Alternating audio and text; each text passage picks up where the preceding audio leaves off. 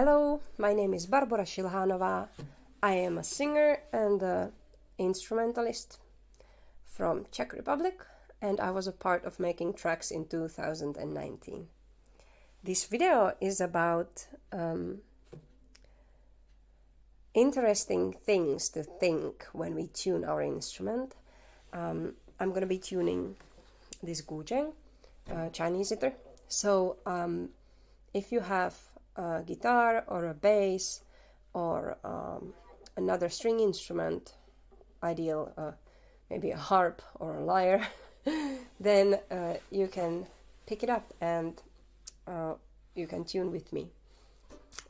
So I will be mostly talking about the just intervals and just tuning, and why this is an interesting piece of information to have for you as a musician, and perhaps even if you don't play these kinds of instruments, you might be interested in the first part of the video, because there I'm just talking about the history and like theory a little bit of the different kinds of tunings.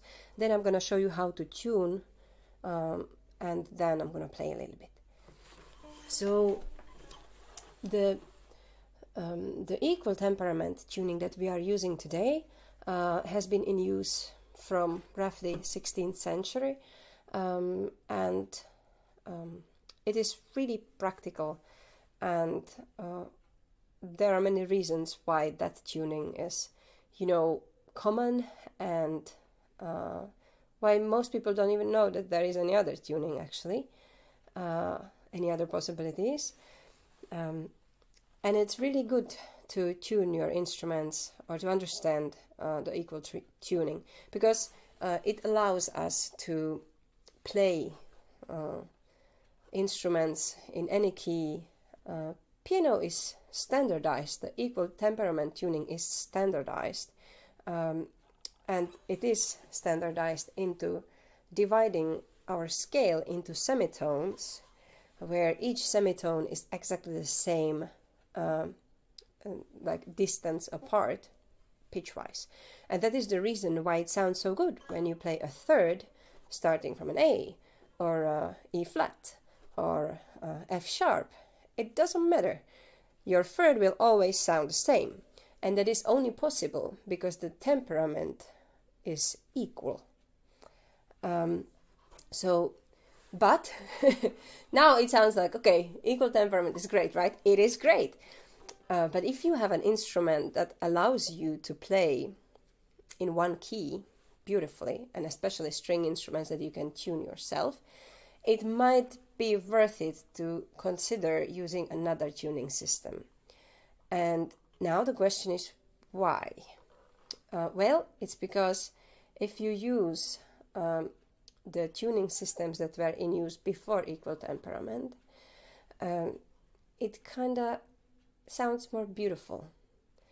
And these other tuning systems were used because they were the best thing that people had then, until they needed to make compromises to be able to write more complex classical music, or until they needed to put together a bigger group of instruments, like an orchestra, where they wanted to have a piano type instrument which would be able to play, 4 octaves all in tune. And for that you needed to make the compromise and standardize the tuning. This instrument comes from a Chinese tradition where you were playing this and its predecessors, for example, this zither called guzheng, in ritual settings. Those were instruments which were just tuned, and they were heavily relying on the overtone series and the properties of just tuning to create specific spiritual moods, to create specific atmosphere. It was the main function of the instrument. It was a sacred tradition. It's similar actually in Finland. We have this kantele which is a diatonically tuned zither or a lyre, depending how you define it. And it was associated to the wizard Väinämöinen. It's also the national instrument of Finland. And, you know, it's quite interesting actually that these kinds of instruments were associated with like a spiritual or, you know, magical functions. If you look into the Pythagorean music theory and the thoughts about music, for him, music was sacred, and he really cared about using the perfect fifths, the Pythagorean tuning system. But another reason to tune with fifths is you can hear it with your ears. And until we had the machine, it was better to just rely on your ears, right? And fifth is something that we can actually tune by ear. So, if you want to start tuning like this, you can find any tone, but it should be ideally your fundamental, your tonic. And then, within this tone, we will find the octave, which you can find by coming halfway, meaning that you decrease the length of the string to half. You can also find an octave and a fifth.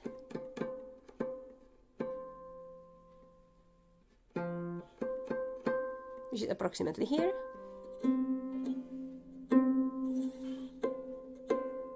Here is the same tone.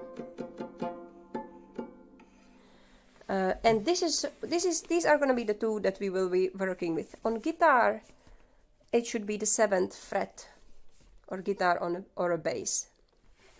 And it's about 2/3 the ratio between the length of the string. So, and you can just go along, you know, along your string and look for those different things that you can get out of there and work with them. So, now that we have found the fifth,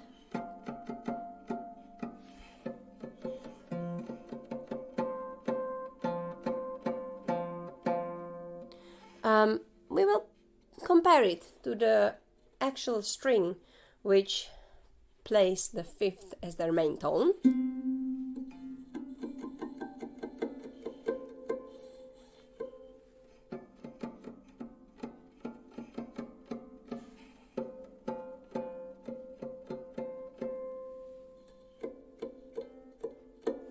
And we ask ourselves the question, does it sound good? Do we need to change?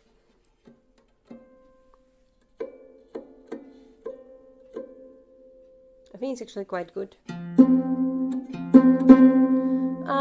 And then we can go for an octave.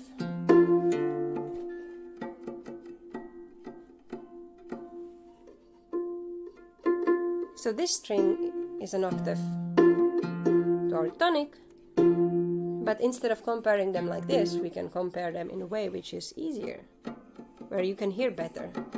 That's kind of what we are doing. Then we can take the fifth that we have tuned, and we tune the fifth to the fifth.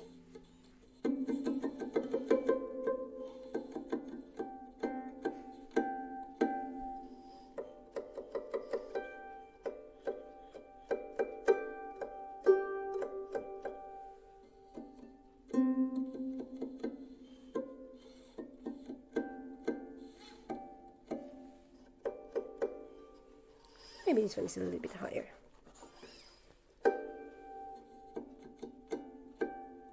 Yeah, that will sound good.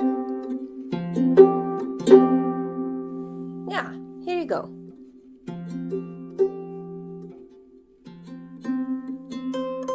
Now we can take an octave from the fifth. And this is kind of how we're gonna go.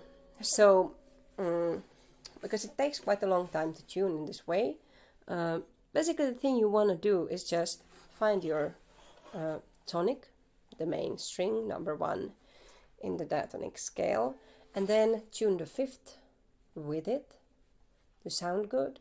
And then you can tune the octave, and then you can take a fifth lower. I can do it on a conta. So you go fifth lower, and pretty much you just find all the strings that you need. But what you can also do, for example, if you have an instrument with less strings, you just tune the tonic and then the dominant, so the first and the fifth. The third you can tune by ear, like just tune the third with the first note, and the fourth note you can in theory also tune just by ear, so the first and the fourth, and so you sort of have like the main bass from the first and the fifth, but the rest you can sort of do by ear. But the thing is that if you tune these kinds of instruments in this kind of way, you might decide that you like to have a third a little bit higher or a third a little bit lower, or something in between, you know, minor and major third. And these were things that people used to do in the past. So it's kind of like up to you and up to your instrument. What do you choose is the best for you? And it might change tomorrow or the day after tomorrow. But the really cool thing is that you can embark on this journey with your instrument and your hearing and explore what do you like. Because the character of the sound really changes whether you use equal temperament or whether you start working with the fifths and the thirds and the fourths. So I really recommend that you just try. And as you will hear in this bit of improvisation that I will do, it's a Finnish traditional piece. It's a dance called ripatska. In certain kinds of music, you know, some notes are much more important than other notes, and this is why this kind of tuning system works really well for it. So if you fixed this, then you are good.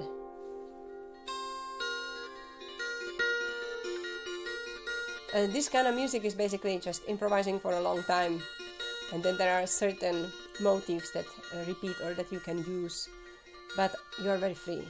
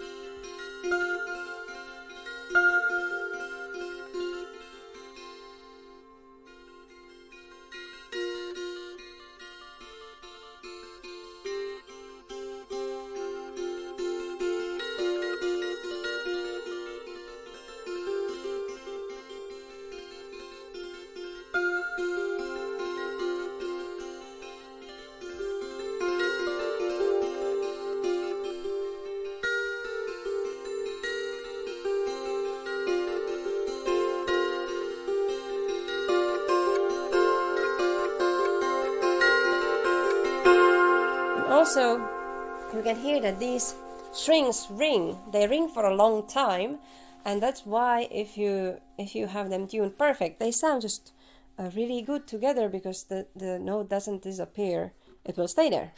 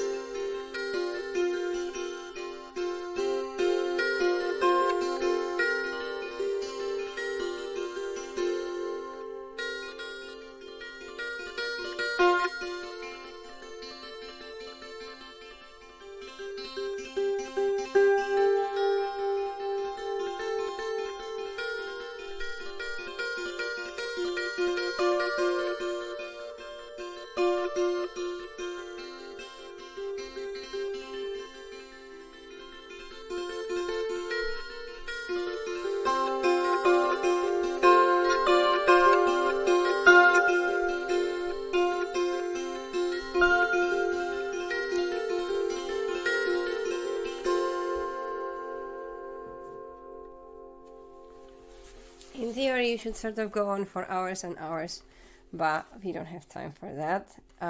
So thank you very much for watching, and I really hope that I was able to help you understand a little bit more about just intonation and why it can be useful for you.